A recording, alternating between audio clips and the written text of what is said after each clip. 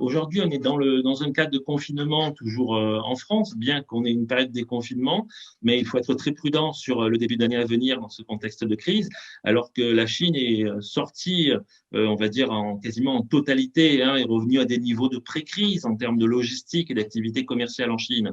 Donc, effectivement, c'est d'autant plus important pour les entreprises françaises de pouvoir, dès maintenant, dès aujourd'hui, je l'ai dit la dernière fois, dès mi-2019, 2020 aussi, à accéder au marché chinois pour pouvoir maintenir, sceller, renforcer des relations, par exemple, dans des salons, des foires, accéder à des foires et des événements en Chine. Donc ça, c'est très important. Donc, selon un rapport qui est sorti via le cabinet Bain et compagnie et Tmall aussi. Donc, le confinement a vraiment accéléré le boom du luxe domestique en Chine. Le marché est évalué à 346 milliards d'RMB, soit environ 53 milliards de dollars, et a enregistré une croissance de plus de 47% glissement annuel en 2020. Donc, effectivement, on voit que le marché domestique du luxe est tiré vers le haut et que l'économie chinoise, bien entendu, était accélérée par le Covid et notamment la digitalisation de l'économie chinoise a été très accélérée et on assiste à des nouveaux phénomènes, des changements de comportement de consommateurs.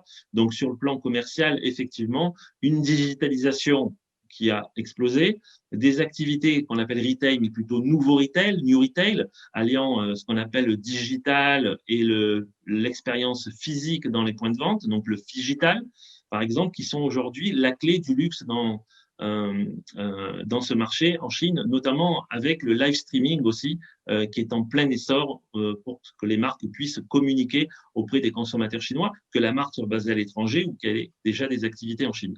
Donc là, c'est plus pour la partie commerciale.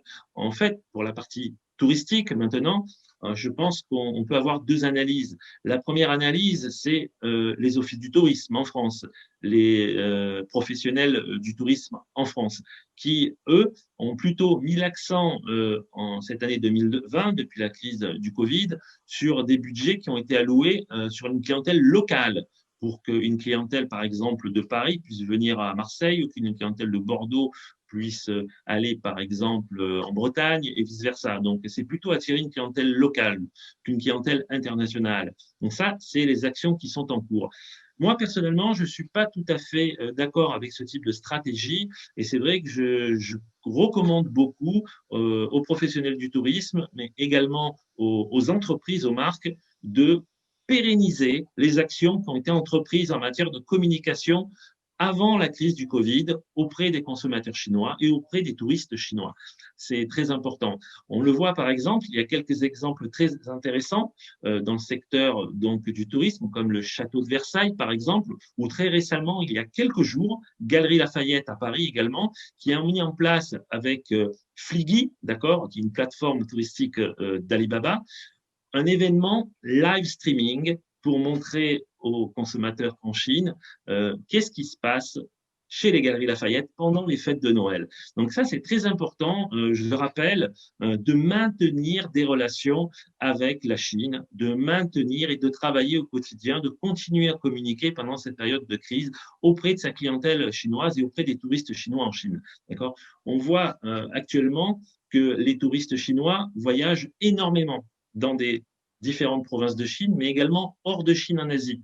Et qu'en fait, c'est un moteur de succès, un résultat qui est très positif post-Covid pour la Chine, puisque la croissance est aussi tirée par le fort rebond du tourisme en Chine, mais aussi en Asie, de la part des Chinois.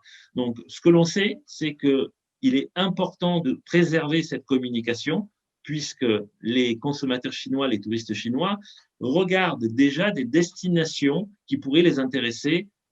En Asie, ils le font déjà, puisque je viens de le dire, ils y voyagent, mais à l'international aussi, notamment en France aussi et en Europe.